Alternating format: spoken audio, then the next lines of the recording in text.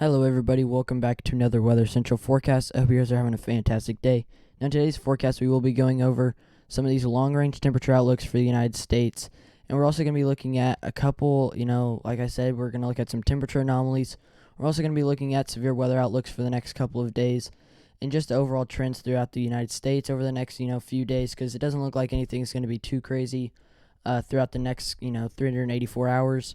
But we are looking at some severe weather threats possible, so we will also go over that as well.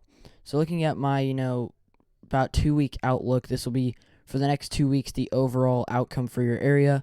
Off to the west, I'm expecting a cool down throughout most areas. You guys will see some warm ups at times, but I think predominantly cooler temperatures into the parts of the border into California, into parts of Nevada. A big cool down, or not a big cool down, but a cool down throughout, anywhere westward of Colorado.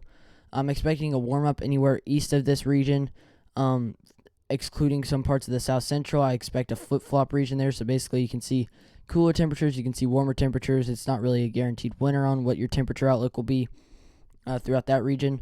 I'm expecting a warm up throughout this red region here, and that extends from parts of Montana all the way down into parts of the eastern coast, North Carolina, Virginia, Maryland, into parts of New Jersey as well.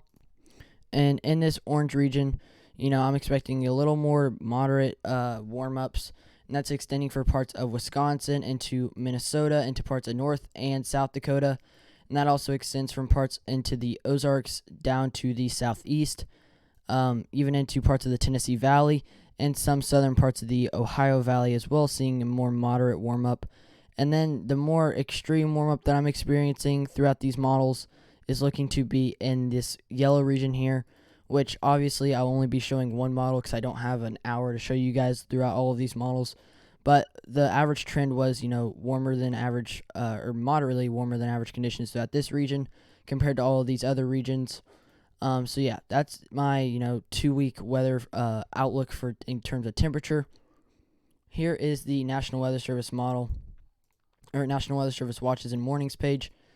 You can see some pretty calm conditions throughout the United States. Obviously, we still have some flash flood warnings, or flood watches throughout the Tennessee Valley into the Ohio Valley, scattered throughout the areas. We have some flood warnings into parts of Nebraska, and we see high wind watches and high wind warnings for parts of the Northeast, as well as some wind chill warnings for the more northern parts of this region here. And that's going to be for some very cold wind chill factors. Obviously, with these winds, you guys are seeing snow throughout this region right now. So also just, blowing snow factored in with that. Reduced visibility for sure. We have some, high wind watches throughout the deep south, and some special weather statements for parts of Kansas into northern Kansas. So now we're going to go ahead and look at our severe or our storm prediction center outlooks for the next 3 days. So looking at this, you can see today the only real chance of weather or severe weather is down to the south, and that's extending into parts of Texas, into parts of Louisiana, where you have thunder or thunderstorms possible. It doesn't look like you guys have much convective energy. If you did, it would be in the more southern parts of Louisiana. If you guys were to see any lightning mix in with that, so you're not looking at anything crazy throughout that region. On day 2, we'll get this a second to load. You're looking at, more extended region of this thunderstorm or this thunder risk, along with this rain that'll be pushing through. But, kind of the same region, except it's just shifted a little more eastward. We're seeing parts of Florida get in on with this, thunderstorm risk as well, extending all into parts of, Georgia, Alabama, Mississippi, Louisiana still getting in on some of that. Some parts of southern South Carolina getting in on this. And this is a very light risk of, thunderstorms. It's the second region out of, 6. Wait, no, that's 7. The second region out of 7. So you're looking at, not a very big chance of big-time thunderstorms, but the chance is there. Just to go ahead and look at the day 3 outlook here, you can see that the axis of the thunderstorm risk has shifted even more eastward. Now it's just looking like it's going to affect parts of Florida, into parts of some southeastern Georgia, Doesn't look like it's going to hit any of South Carolina. So really just the main threat is the, central and eastern half of Florida. The panhandle here seems to be pretty clear. Tornado chances aren't looking crazy. We can go ahead and look at the convective energy available for these thunderstorms, which is surface-based CAPE. The higher CAPE you have, the more convective energy is allowed for these thunderstorms, which is the more strong thunderstorms that you'll get. So you can see CAPE values of around 400, maybe isolated areas of 450. So we're not looking at big-time thunderstorms at all throughout this area, and this is really the only region that will be seeing rain as of tonight. So we're not looking at much thunderstorm risks at all. You can see that we do have some convective energy into parts of Florida as well, and that's going to come into a factor as of tomorrow. Where we're seeing those marginal risks there. You can see some very strong CAPE off to the coast, some CAPE values of over 1,250. So that's definitely enough convective energy to start a big thunderstorm. You can see on day 3, this is where you're seeing those thunderstorm risks. It looks to be more predominant for central and southern Florida, as that's where the main convective energy will be. But we're not looking at tornado outbreaks. We're not looking at severe thunderstorm warning outbreaks. We're just looking at isolated, lightning mixed in with some thunder and rain. Nothing, to be scared about.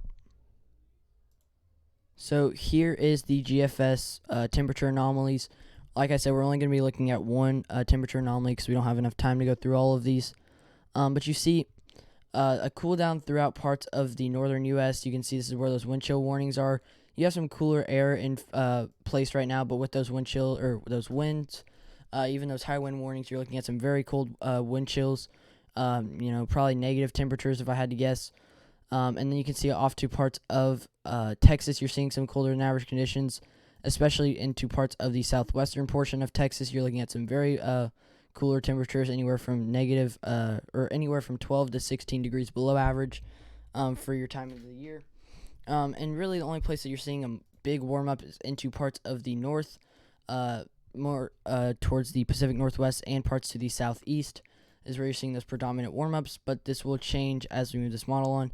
You can see we still do have, like my forecast was showing earlier, some cooler conditions off to the northwest or to the northeast. One reason why I had this in flip-flop is because you're still seeing some cool conditions, but this will change fairly quickly. Obviously, the west is seeing some warmer temperatures as of right now. I expect that to change, as well as the southwest or southeast. As I move this model on, you guys will see. Cold tries to stick around for a little bit. You can start to see some cool down starting to happen in the southern part of California. Overall, we're looking at, a warmer than average United States for this time of the year. Throughout most of the United States, it kind of pulls back a little bit, and then we see our major warm-up for parts of the north. We're seeing the spring temperatures. That's starting to make its way down into Missouri as well, and that's just going to penetrate southeast as well and just dump a bunch of warm air throughout parts of the southeast. And you can see up to the Arctic, into parts of Canada, we're still seeing these warm temperatures, and that's just going to allow for even more warmer air to, get down even farther south than if there was cold air up there. You can see that warm air start to transfer. We see another big warm-up for parts of the north as well. Some parts of the coast starting to get a cool down into California. You can see in this little frame right here, seeing even colder temperatures. You're still seeing flip-flop conditions into parts of Texas.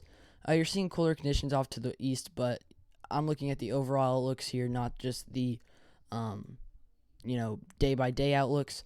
Overall, it's looking like parts of the north in this region right here will experience some warmer than average conditions by far in the next couple weeks compared to your normal temperatures. You're looking anywhere from 8 to 20 degrees above average throughout the next 2 weeks.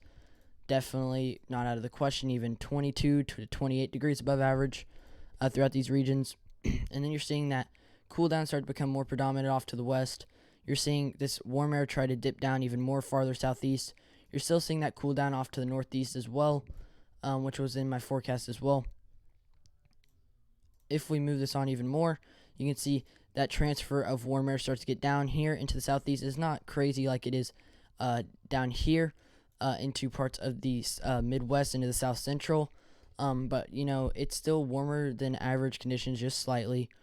If we keep this going on even more, you can see that warm air tries to really dig down even farther south, and this could cause a possible severe weather outbreak down here, especially if we can get some Gulf moisture involved with this system. We see obviously an extreme cool down to the west. Most of this region experiencing anywhere from 12 to 20 degrees below average. So you're still looking at freezing temperatures for your highs into early March, which isn't out of the ordinary, but it's definitely a cool down.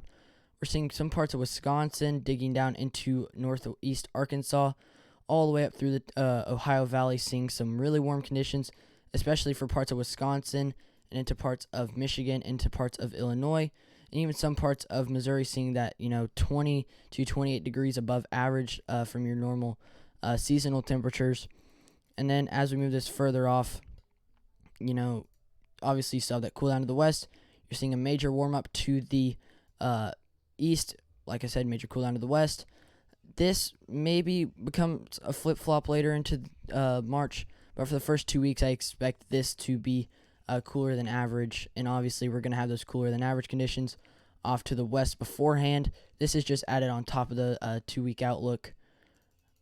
And then maybe some of that cold air tries to dig far eastward, but like a major warm up off to the east coast, which maybe causes a severe outbreak for some of these regions. We're still a long time out from there, so things are most likely to change. But it's just cool looking at these long range outlooks, seeing what's about to hit the United States. But overall, I'd say anywhere west of this region looks to be seeing cooler than average conditions. Anywhere in this region right here looks to be seeing warmer than average